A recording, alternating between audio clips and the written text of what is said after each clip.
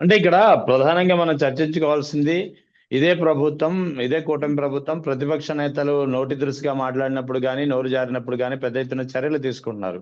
మరి ఇక్కడ బోండా ఉమ ఎమ్మెల్యే అయి ఉండి, అధికార పార్టీ ఎమ్మెల్యే అయి ఉండి, గౌరవ శాసనసభ్యుడు అయి ఉండి, ఆ పైన కింద కొడతానని రకరకాలుగా, నేను కూడా అనలేను అటువంటి మాటలు. సో అంత పరుష పదజాలం ఉపయోగించడం ఎంతవరకు సమంజసం? మరి అటువంటి వారిపై చర్యలు లేవా?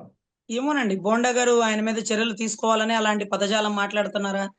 ఆయన బయటికి వెళ్ళిపోవాలనే భావిస్తున్నారా? పొమ్మనకండా పొగబెట్టించుకుంటున్నారా? నిజంగానే స్వామి భక్తి చూపించుకుంటున్నారా? అసలు ఎటువైపు ఆయన ప్రయాణం?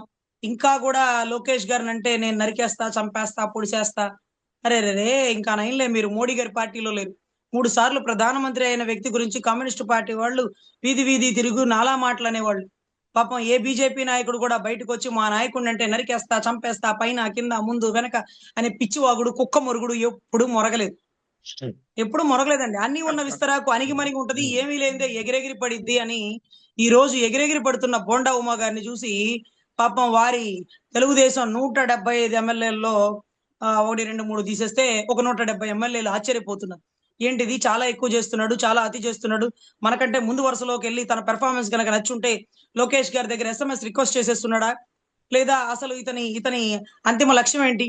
టీడీపీని ఇంకా ఇంకా అంటే ఇంకా ఇంకా అంటే పదాలు ఎలా బూతులు వాడేసినా సరే యాక్షన్ తీసుకోకపోతే ఒక ఎత్తు, తీసుకుంటే ఒక ఎత్తు అండి. సో ఖచ్చితంగా పేర్ని నాని గారు మాట్లాడినా, మల్లాది విష్ణు గారు మాట్లాడినా, ఏదైతే ఒకసారి మాజీ మంత్రి, ఈయనేమో మరి ఒకసారి మాజీ కూడా అవ్వలేదు అనుకుంటండి, మంత్రి కూడా అవ్వలేదు. టీటీడీ బోర్డు నెంబర్ ఏదో ఇచ్చినారట. అప్పుడు కూడా చాలా తినేసినాడు అంటే అవతల డెలిగేషన్ చేస్తున్నారు. సరేలేండి, తినకుండా ఉండి చేసే రాజకీయ నాయకులను మేమైతే చూడలేకపోతున్నాం. పుచ్చలపల్లి సుందరయ్య గారు, తరిమెల నాగిరెడ్డి గారు, వావిలాల గోపాలకృష్ణయ్య గారు, వీళ్ళందరూ పుస్తకాలే కానీ నిజ జీవితాల్లో కనపడట్లేదు సార్. సో ఇటువంటి పరిస్థితిలో మీరు తిన్నారు, మేము తిన్నాం, మీరు తిన్నారు, మీరు తిన్నారు, ఎల్లి మీద పిల్లి, పిల్లి మీద ఎల్లి, ఇవన్నీ చెప్పుకోవడం మానేసి ఇప్పుడు చూడండి మీడియా అంతా బోండా ఏమన్నాడు, బోండాకి రియాక్షన్ పేర్ని నాని గారు ఏమిస్తారు? బోండా గారు ఏమంటారు, వీళ్ళేమంటారు, వాళ్ళేమంటారు, వీళ్ళేమంటారు. సో ఇది మొన్న నేను ఒక ఛాలెంజ్ కూడా చేసినానండి. అదేంటి, దేవినేని నెహ్రూ గారి కొడుకుని కదిలించలేదు అవినాష్ అని. పాపం ఇవాళ అది కూడా కదిలిస్తున్నారండి. అంటే ఇప్పుడు దేవినేని అవినాష్ గారి అనుచరులు లేకపోతే వారికి సంబంధించిన వాళ్ళు వీళ్ళందరూ కూడా వచ్చి వాళ్ళు వీళ్ళు కొట్టుకోవాలి, మళ్ళీ విజయవాడ రణరంగం అవ్వాలి. అంటే మీడియా మొత్తం డైవర్షన్ అవ్వాలండి. ఎందుకంటే పథకాలు ఇవ్వాల్సిన టైంలో పథకాలు ఇవ్వట్లా. అసలు ఇది ఎండాకాలమా, చలికాలమా, వర్షాకాలమా నేను మర్చిపోయానండి. అసలు ఈ టైంలో ఒడియాలు కూడా పెట్టేసుకోవచ్చండి. బట్టలు ఉతికితే గంటలో ఆరిపోతున్నాయండి. అసలు వాతావరణం చల్లగానే లేదండి. నేను నిన్న మొన్న ఎవరితోనో చెప్తున్నా, అబ్బా ఎండలు బాగా ఎక్కువగా ఉన్నాయంటే, ఆ ఎండాకాలం కదా ఇలాగే ఉంటుందిలే తీవ్రత అంటే, ఏం ఎండాకాలమే వెళ్ళిపోయి ఎన్నాళ్ళు అయిపోయింది, ఆషాఢం కూడా వచ్చేసింది కదా అని. మరేంటి ఎండలు తగ్గట్లా? మంచినీటి సదుపాయాలు, పంటలకి నీళ్లు ఇవ్వట్లేదండి పాపం. ఎందుకంటే రానున్న కాలంలో ఇంకా ఎండలు మండిపోతాయట, వర్షాలు పడవట. వర్షాలు పడినప్పుడు ఆ నీళ్లు కనీసం తాగడానికి కూడా లేకపోతే ఇక పంటలకి ఏంటి అని. పంటలు లేకపోతే తినడానికి ఉండదు.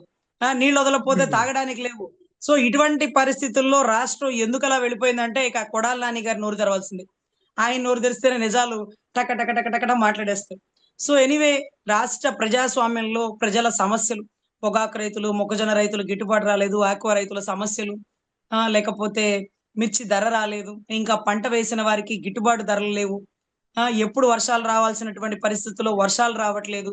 పంటలకి నీళ్లు పెట్టుకోవడానికి బోర్లు దవ్వి మోటార్లు వేస్తుంటే ఆ నీళ్లు పంటలకి పనికిరాని పరిస్థితి, లేకపోతే కరెంటు బిల్లు ఎక్కువైన రైట్. పరిస్థితి, ఒక్కొక్క చోట నీళ్లు పడని పరిస్థితి. ఇవన్నిటితో రైతులు వెన్నుముకగా ఉండాల్సినటువంటి రైతుల ఇబ్బందుల్ని మీడియాలో చూపించకుండా బోండా గారు ఏమన్నారు, పేర్ని నాని గారు ఏం కౌంటర్ ఇచ్చారు, మల్లాది విష్ణు గారు ఏమన్నారు. ఈ పిచ్చి మాటలు, ఈ పిచ్చి దృశ్యాలు ఆపేసి ప్రజల సమస్యల గురించి మీడియా బృందం హైలైటెడ్ గా చేయాలని, నోటికి అడ్డు అదుపు లేకుండా మాట్లాడుతున్న బోండా ఉమా గారిని కట్టుదిట్టం చేసి, ఇది మా పార్టీ స్టాండ్ కాదు, వాళ్ళలాగా మేము మాట్లాడడం, మేము అభ్యుదయ భావాలు కలవాళ్ళం, మేము పైన కింద అనే దరిద్రపు కొట్టు పదజాలం మా శాసనసభ్యులతో మాట్లాడించం అంటూ గౌరవ చంద్రబాబు గారు, నారా లోకేష్ గారు ఏం చర్యలు తీసుకుంటారో చూడాలా. ఎందుకంటే మా అన్న మీద ఆశ లేదండి. ఎందుకంటే మొన్న ఈ మధ్య మా అన్న పవన్ కళ్యాణ్ గారు కొంత నానాజీ గారు మాట్లాడుతుంటే ఆయన వయసుకు తగ్గ మాటలు అవి కాదు. అంటే నా వయసుకు తగ్గ మాట అలా మాట్లాడి ఉండకూడదు. వారు మాట్లాడినప్పుడు రియాక్ట్ అయి ఉండాల్సి, కబుక్కన రియాక్ట్ అవ్వాల్సి వచ్చింది. నేను క్షమించమని అడుగుతున్నాను అన్నటువంటి అంబటి రాంబాబు గారి కంటే 100 రెట్లు దిగజారిపోయారు పంతం నానాజీ గారు. సరేలేండి, ఆయన వాళ్ళ నాయకుడిని అన్నాడు, ఆవేశంగా మాట్లాడాడు. మా నాయకుడు డిసిప్లైన్ కదా, అద్భుతమైన పదజాలంతో మాట్లాడమని చెప్తారులేండి, ఆయన చేయరు. సో అలా అన్న చెప్పాలి కదా. పంత నానాజీ గారి మాటలు చూసినాను, అలాంటి వాళ్ళకి అలాంటిగా కౌంటర్ ఇవ్వాలా అని రెచ్చగొడుతుంటే, ఇంకా ఇంకా ఎమ్మెల్యేని రెచ్చిపోమంటే అయినా కూడా రెచ్చిపోకుండా క్రమశిక్షణగా ఉన్నటువంటి ఎమ్మెల్యేలని కంట్రోల్ చేసింది వాళ్ళ పార్టీ అధ్యక్షుల ప్రతిపక్ష నాయకుడా. వద్దులయ్యా ఆయన గురించి ఎక్కువ తక్కువ మాట్లాడితే, రేపు ప్రభుత్వాలు మారితే మా రైస్ మిల్ అక్కడే ఉంది, లేకపోతే మా ప్రాజెక్టులు అక్కడే ఉన్నాయి, మా భూములు ఇక్కడే ప్రాజెక్టులు కాంట్రాక్ట్ బిగిన్ చేసి ఇళ్ళు వేస్తున్నాం, డెవలపర్లుగా మారాం, వద్దులేండి జగన్ గారితో పెట్టుకునేంత ధైర్యం లేదు అంటూ మీరు గట్టిగా గర్జించమన్నా సరే మీ నాయకులు గర్జించట్లా. అక్కడక్కడ మురుగుతున్నటువంటి కొంతమందికి మాత్రం పార్టీ స్టాండ్ ఎత్తుకొని మీరు డిసిప్లినరీ యాక్షన్ గా చర్యలు తీసుకుంటే మీ ఔన్నత్యాన్ని పెంచుకున్న వాళ్ళు అవుతారు, మీరు గొప్ప అనుభవజ్ఞులు అవుతారు, మీ పార్టీ స్టాండ్ ని మీరు కాపాడుకున్న వాళ్ళు అవుతారు. లేకపోతే మీ పార్టీ స్టాండ్ ని నడి రోడ్డు మీద పెట్టేసినట్టే. సో వాళ్ళ భాషకి మీ భాషకి పోలిక లేదు, తేడా లేదు. వాళ్ళు అలా మాట్లాడితే మేము ఇలాగే మాట్లాడతామా అంటే అనుభవజ్ఞులు కదా, అలా మాట్లాడనివ్వరు కదా. అదేంటండి ఆయన ఎవరు పేరు నాని గారి భార్యనంటే అరెస్ట్ చేయబోతే ఆవిడంటే ఎవరో టీడీపీకి సంబంధించినటువంటి వ్యక్తుల దగ్గరికి వెళ్ళి వాళ్ళ కాళ్ళ మీద పడిందట. అవునా, రేపు మర్డర్ చేసినోడు కూడా వస్తాడు. వాడు కూడా ప్రతిపక్ష నాయకుడు కాకుండా ప్రభుత్వ నాయకుల దగ్గరకు వచ్చి మీ కాళ్ళ మీద పడతారు, వదిలేస్తారా? పేర్ని నాని గారి భార్య తప్పు చేసి ఉంటే, బియ్యం అక్రమంగా రవాణా చేసి ఉంటే, బియ్యం అక్రమంగా స్టోరేజ్ చేసి ఉంటే చట్టమైన పరమైన చర్యలు తీసుకోవాలా? పేర్ని నాని భార్య గారికి ఏంటి స్పెషల్ కౌంటరు? మీరు ఎందుకని క్షమించారని మీరు చెప్పుకుంటున్నారు? తప్పు లేదేమో, లేకపోతే త్రూ కోర్టు పరంగా బెయిల్ తెచ్చుకున్నారేమో, దాన్ని కూడా మీ గొప్పతనంగా ఎందుకు చెప్పుకుంటున్నారు? మీరు కేసులు వేస్తారయ్యా, అరెస్ట్ చేస్తే చేస్తారు, అది మీ ధర్మం. మరి బెయిల్ వేయాలి కదా, మేము కూడా బతకాలి కదా, మా లాయర్లు బతికించుకోవాలి కదా ప్రభుత్వంలో.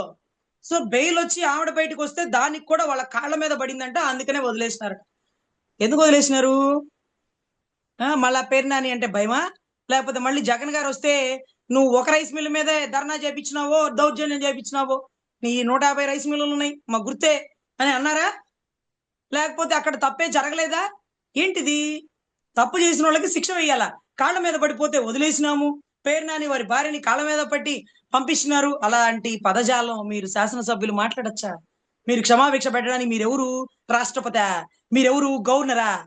కేసులు తీసేయడానికి మీరెవరు? జడ్జిలా? న్యాయవాదులా? ఎవరు మీరు? మీరు పరిపాలన చేయడానికి వచ్చారు, నోరు మూసుకొని పరిపాలన చేయండి. అభివృద్ధి చేస్తానని చెప్పారు, ఒళ్ళు దగ్గర పెట్టుకొని అభివృద్ధి చేయండి. అంతేగాని కేసుల్లో అవకతవకలు ఉన్నాయి, మేమే కాపాడాం, మా కాళ్ళ మీద పడ్డారని పిచ్చి వాగుడు, కుక్క మొరుగుడు మొరక్కండి. ప్రజలు గమనిస్తున్నారు, చూస్తున్నారు, ఉమ్మేస్తున్నారు. ఈ 3 సంవత్సరాలు పరిపాలన చేయాలి కాబట్టి చాలా జాగ్రత్తగా, ఒడిదుడుకులు లేకుండా ఓర్పుగా పరిపాలన చేయాలని మనస్ఫూర్తిగా కోరుకుంటున్నాను. గౌరవ బోండా గారిని.